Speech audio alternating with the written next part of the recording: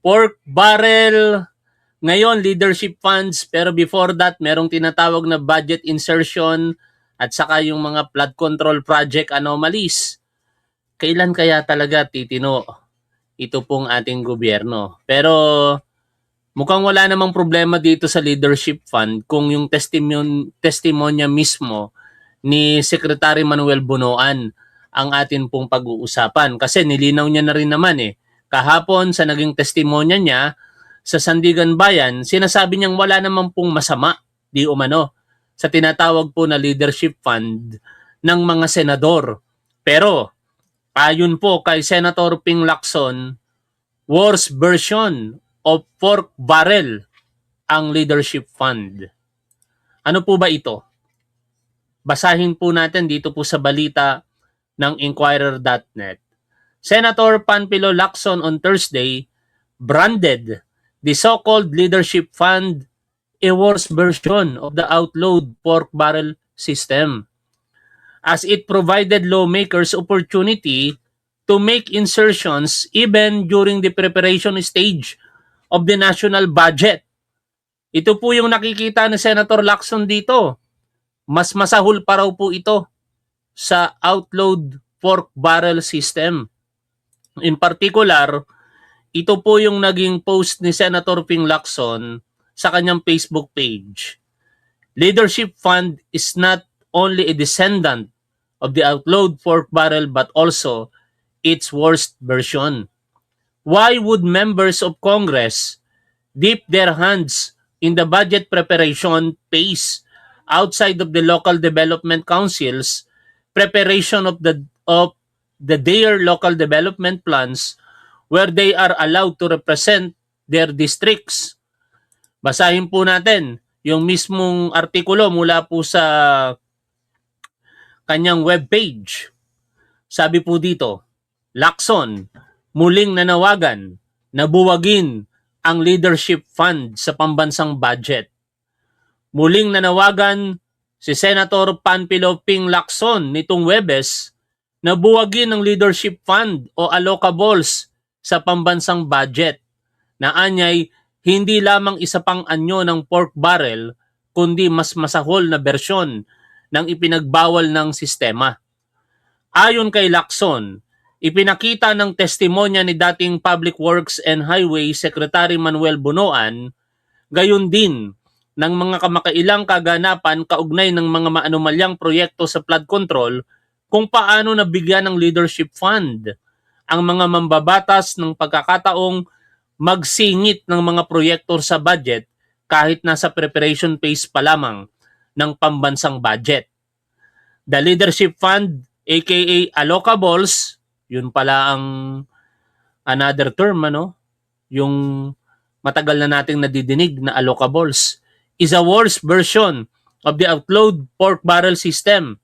It added another layer that provided legislators opportunity to make budget insertions even during the preparation phase of the national budget or before the National Expenditure Program is transmitted to the Congress for deliberation by both chamber, where further insertions could still be introduced, ani Lacson, na hindi kailanman nakinabang sa anumang anyo ng pork barrel o katulad na pondo. Kaya sa puntong ito mga tol, merong moral ascendancy ito pong si Lacson na sumita dito kasi talagang sa kanya pong karanasan bilang senador sa mga nakalipas po na taon, partikular yung kanyang dalawang naging termino na, never po talagang tumanggap ng anumang allocables or yung dati pong pork barrel, ito pong si Senator Ping Lacson. With all that said, ayon pa po sa kanya, I maintain that such anomaly in the passage of the national budget must stop. Sa isang post sa X, binigyan diin ni Lacson na maaaring makilahok ang mga mambabatas sa preparation phase ng budget sa pamamagitan ng mga local development council kung saan maaari nilang katawanin ang kani-kanilang distrito sa paghahanda ng mga local development plan. Leadership fund is not only a descendant of the outlawed pork barrel but also its worst version, Why would members of Congress dip their hands in the budget preparation phase outside of the local development council's preparation of their local development plans where they are allowed to represent their districts? Unang lumitaw ang Leadership Fund noong September ng nakaraang taon nang banggitin ito ni Bunoan sa isang pagdinig ng Senate Blue Ribbon na pinamumunuan ni Lacson hinggil sa flood control scandal. Noong panahong iyon, bilang tugon sa tanong ni Lacson kung paano nakapagsisingit ang mga mambabatas ng mga proyekto sa panukalang budget na hindi na pa pumapasok sa legislative phase, sinabi ni Bunoan na pinagsasama-sama ng DPWH ang mga hiniling na proyekto ng mga mambabatas para maisama sa NEP, kabilang ang mga dumadaan sa Leadership Fund sa Senado.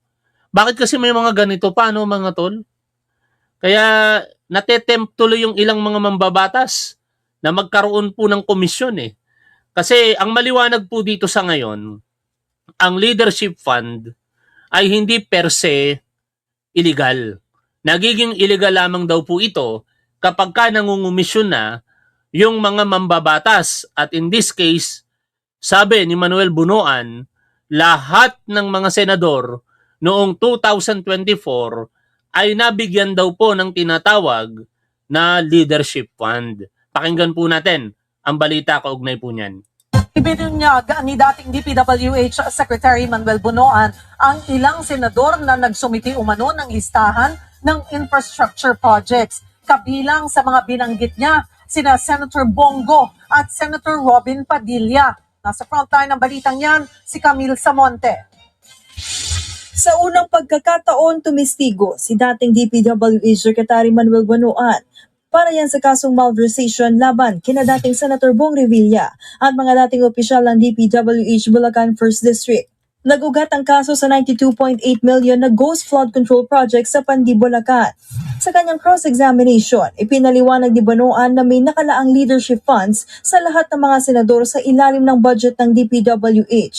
Ang leadership funds ay isang pre-budget allocation na ginagamit ng mga senador para masama ang priority infrastructure projects sa National Expenditure Program. Ayon kay Bunoan, si dating Senate President Mig Zubiri ang nakausap niya hinggil sa parameters ng leadership funds noong 2024. Ang Senate President daw kasi ang nagpapasya kung magkano ang ilalaan na pondo sa bawat senador. Nasa 1 billion pesos ang nakalaan na pondo para sa mga senador na chairman ng pangunahing komite. Nasa 500 million naman para sa mga walang pinamumunuan na komite. Paglilinaw din ni Bunoan, walang masama kung mag-avail ang isang senador ng leadership funds dahil entitled daw silang lahat rito. Nagiging mali lang daw ito kapag nagkakaroon na ng commitment o kickback sa pagpapatupad ng naturang proyekto. Yan ang dapat nating malaman. Sino-sino ba ang nangingickback sa mga mambabatas? Kasi kung sinasabing hindi po yan illegal, sapagkat yan naman ay karapatan nila o bahagi ng kanilang mandato, pero once na mangumisyon sila, ibang usapan na po yon. At sana magkaroon po ng kalinawan dito, no? Dahil unfair din naman sa 24 na senador nung 2000 nakaraang kongreso kung sa pamamagitan po lang ng tinatawag na leadership fund ay maiintriga na po sila. Sa isang pahayag, sinabi ni Senator Mig Zubiri na kailanman ay hindi siya humawak ng mga listahan ng proyekto ng mga senador. Wala rin daw dumaan na budget amendment sa kanya at lahat ng request ay idinadaan sa Senate Committee on Finance na siyang tagapangasiwa ng budget process sa Senado. Binigyan din ni Zubiri na walang mali sa institutional amendments. Basta ang mga proyekto ay maayos na ipatutupad at hindi nagiging ghost at substandard. At isang araw sa gumamit ng Leadership Fund, si dating Senador Bong Revilla, na nooy chairman ng Senate Committee on Public Works and Highways. Nagpapadala pang araw ito ng listahan ng kanyang priority infrastructure projects sa pamamagitan ni dating DPWH Undersecretary Roberto Bernardo. Itong listahan daw ang isinumite sa opisina ni Bunoan para maberipika ang mga proyekto bago mapondohan. Pero nang tanungin ng mga maestrado kung may formal bang sulat ni Revilla ang listahan, sabi ni Bunoan walang anumang dokumento dahil idinaan na ito kay Bernardo. Pero sinisiguro niyang galing talaga ito kay Revilla dahil magkaibigan umano si Bernardo at ang dating senador. Si Revilla ang itinuturing project proponent ng Ghost Flood Control Project sa Pandi, Bulacan. May iba rin daw na senador na nagsumite ng kanilang listahan ng mga proyekto sa pamamagitan ni Bernardo noong 2025. Kasama dyan sina Senator Jinggoy Estrada, Senator Bongo at Senator Robin Padilla. Sa apat na ito, yung isa may kaso na. Actually, dalawa sila, no? Yung unang binanggit kasi si former Senator Bong Revilla, may kasong malversation of public funds, ano? Saka ito naman si Jingo Estrada, plunder. Both Nobel recommended, pero kay Bong Revilla, kinatigan ng Korte Suprema yung kanyang petition for bail, kaya ngayon pansamantala po siyang malaya. Samantala yung bail application nitong si Jingo Estrada ay dininay po ng Sandigan Bayan. Sa natitira pang dalawang pangalan na si Bongo at Robin Padilla, wala pa po itong kasong kinakaharap maliban kay Bongo sa ICC at yung iba pang mga reklamo dito po sa Department of Justice at saka sa Office of the Ombudsman na hindi pa umaabot sa korte dito sa Pilipinas. Si Robin Padilla naman, siya po ay inireklamo for obstruction of justice. Wala pa rin po ito sa korte, no? Kaya titingnan natin kung ito ba'y ang pagbubunyag ni Manuel Bunoan, kung magkakaroon po ito ng sapat na basihan para at least maimbestigahan ng Office of the Ombudsman at malaman once and for all kung meron po bang nangyayaring illegal dito po sa tinatawag na leadership fund ng mga senador, particular noong 2024. At special mention nga itong sina Bongo at saka si Robin Padilla dito kay Manuel Bunoan. Pero si Robin Padilla ay naglabas na po ng kanyang pahayag kaugnay po niyan. Si Bongo naman, nagkaroon po siya ng bahagyang talumpati kahapon, no? Sa bahagi ng impeachment trial kaugnay po niyan. Si Robin Padilla, ito yung sabi niya, napaka-ironic kasi pinalalabas dito ni Robin Padilla na sila ay oposisyon at hindi daw po nabibigyan ng pondo at lagi daw pong for later release. Namamalimos na lang po kami ng pondo dahil oposisyon po kami. Nakadalawang taon na rin po ako at 3 taon naman si Senator Bongo na for later release. Walang pondo ang mga proyekto. Kung babalikan po natin mga tol, ang for later release ay nangyari lamang nung humigpit na ang ehekutibo sa pagpapatupad ng mga proyekto dahil nga nagkaroon na ng issue. Binunyag na ng ating Pangulong Bongbong Marcos prior pa dyan, bago pa ibunyag ng ating Pangulo sa kanyang SONA, nung early months pa lamang ng 2025 sa ating pagkakatanda, ay nag-for later release na kasi kaliwat kanan na nga po yung mga kontrobersiya sa mga proyekto ng DPWH, lalong-lalo na yung mga parang merong say ang mga mambabatas. Si Senator Bongo naman ay hinahanap ko lamang yung kanyang naging pahayag kahapon, pero di ko makita. Ang puntuhan na lang natin ngayon, yung naging talumpati naman ni ito pala yung kay Senator Bongo. Pakinggan muna natin ito for the sake of fairness at saka yung naging bahagi din ng talumpati nito pong manifestation nitong si former Senate President Mig Zubiri. Kasi uulitin po natin sa larangan ng pagiging patas, hindi po illegal, ayun na nga mismo kay Bunoan ang tinatawag na leadership fund. Nagiging illegal lamang po ito kung nangungumisyon na yung mga mambabatas. Kaya dapat natin malaman kung sino-sino ba ang mga nangungumisyon dyan. Kasi itong mga pinangalanan, syempre itatanggi nila. Di naman sila aamin na magkakaroon po sila ng komisyon dyan. Please kami, tulungan nyo kami ang pinunong mayorya. Sana lang po sa susunod pag kami nagsulat ng ganyan, ituloy-tuloy nyo naman kasi nabanggit kami pero in relation to the testimony of Mr. Bonoan earlier in the Sandigan Bayan, mahirap po mag-react sa isang issue na hindi natin alam anong pinagbabasihan at ano ang motibo. Marahil mas mabuting ibalik ang tanong sa nagbanggit nito. Base sa sinabi ni Mr. Bonoan, parte ito ng kanyang testimony sa Sandigan Bayan kung saan may hinaharap siyang kaso. Siya ang akusado, it would be best that he focuses his defense on proving his innocence rather than dragging our work as legislators into their mess. Dinamay pa nga kami ni Senator Robin. Una sa lahat, kung may ipinasang listahan ng isang undersecretary niya sa kanya ng mga proyektong galing daw sa opisina ng isang senador, anong listahan ba ang tinutukoy niya? Dahil sigurado po ako na wala naman tayong ipinasang listahan kay Yusek Bernardo. Gayunpaman, kaysa lagyan agad ng malisya, natural naman na magkaroon ng koordinasyon at komunikasyon ang legislatura at ehekutibo, lalo na sa pagdating ng pagbantay ng tamang implementasyon ng mga Tama na yan. Napakinggan na natin siya. Si Senator Mig Zubiri naman. Pakinggan natin. Transparency measures. Thank you, Mr. President. Mr. President, also for the record, may I just be allowed to give a short manifestation? Yes, the majority leader is recognized. Thank you. Thank you very much, Mr. President. Mr. President, I was told today that during the testimony of Secretary Bonoan, that my name was dragged as the Senate President at the time when it came to allocables given to public politicians and legislators. For the record, Mr. President, and you know this, and many of our colleagues know this, all the senators know this, I never handled project lists. All requests were coursed through the Senate Finance. Makasingit lang ako. Siguro mawawala lang tong korupsyon sa ating bansa kung mag-off hand itong mga mambabatas sa anumang uri ng proyekto. Ano?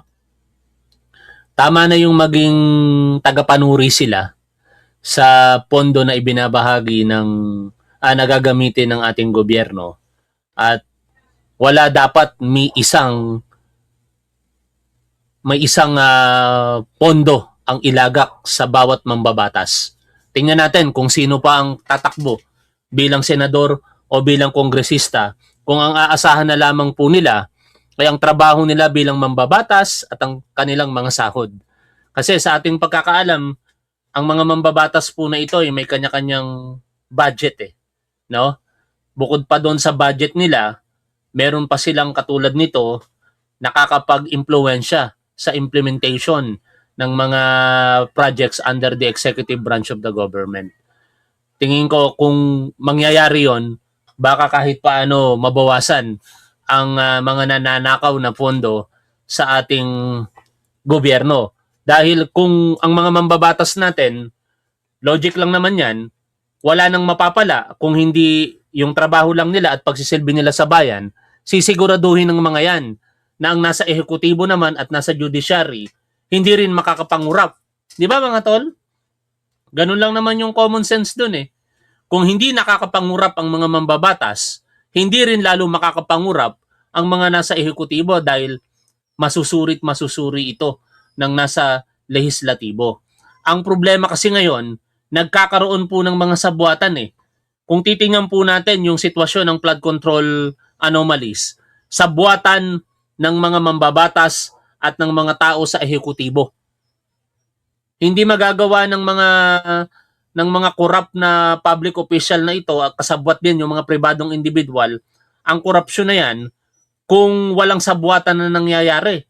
Kaya ako, nais ko talaga, uulitin ko lamang, sana tanggalan na ng totally ng budget itong mga mambabatas na ito Pero ang problema, mangyayari ba yon? Definitely not.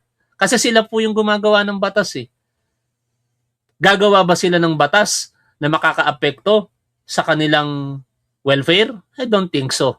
No? Ang tanong, hanggang kailan tayo magtitiis sa mga ganitong sistema? Nabulgar noon ang pork barrel, hindi pa bilyon ang pinag-uusapan. Pero galit na galit ang tao. Daang milyon pa lamang ang mga involved na pera.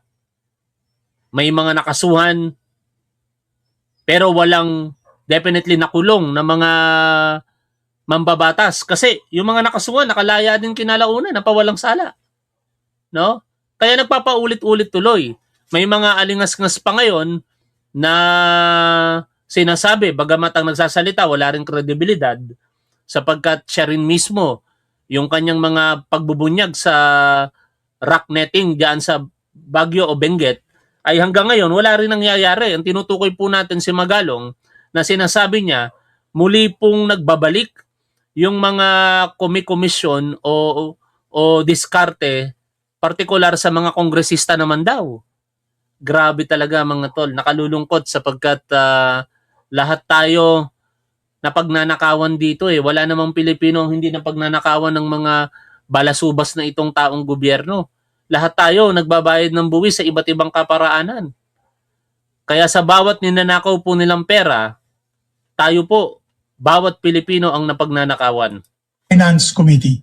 For the record, as Senate President, I never requested, held, or handled any list of project requests from senators.